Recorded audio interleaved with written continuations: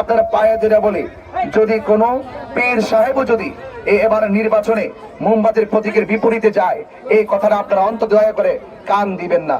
অন্তত পক্ষে একজন মানুষ বিভিন্ন দিকে যাইতে পারে, কিন্তু তার যাওয়াটা সামগ্রিক নয়। একজন মানুষ ভিন্ন দিকে যাইতে পারে, এই সিদ্ধান্তটা সবার অংশগ্রহণে নয়।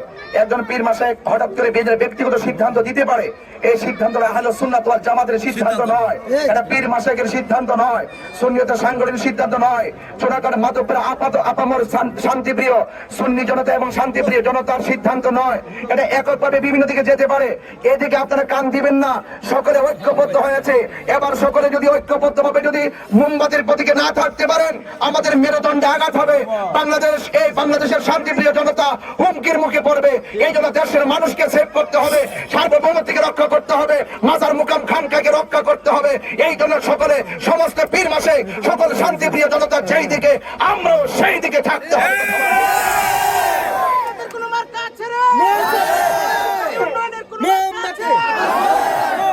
মানুষের কোন মার্কা আছে? শ্রমিকদের কোন মার্কা আছে? মানুষের কোন মার্কা আছে?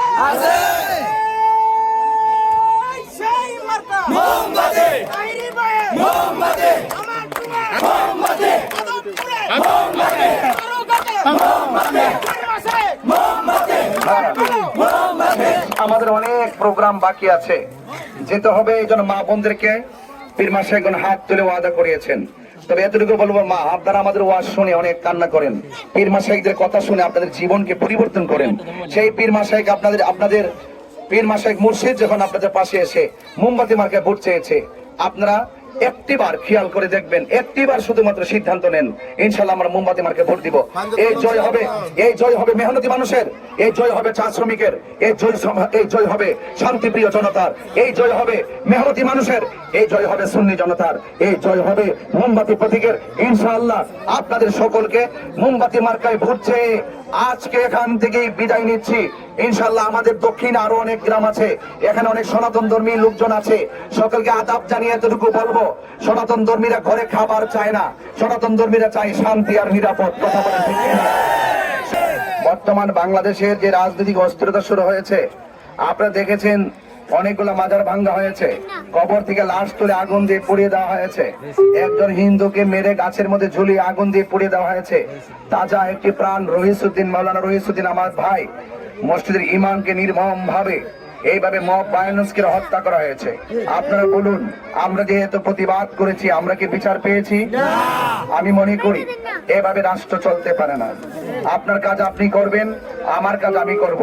যখন রাজনৈতিক ভাবে বাংলাদেশের সার্বভৌমত্ব হুমকির মুখে ধাবিত হচ্ছে এবং বাংলাদেশের মানুষের জানমাল অনিরাপদ হয়ে পড়েছে এবং মানুষের যে অধিকার, সেই অধিকারকে খর্ব করা হয়েছে এবং রাজনৈতিক সূত্র ধরে মানুষকে মেরে ফেলার যে মব ভায়োলেন্সের যে প্রবণতা, এইভাবে যদি চলতে থাকে, এই বাংলাদেশ এবং বাংলাদেশের মানুষের জীবনযাত্রার মান অকার্যকর হয়ে পড়বে।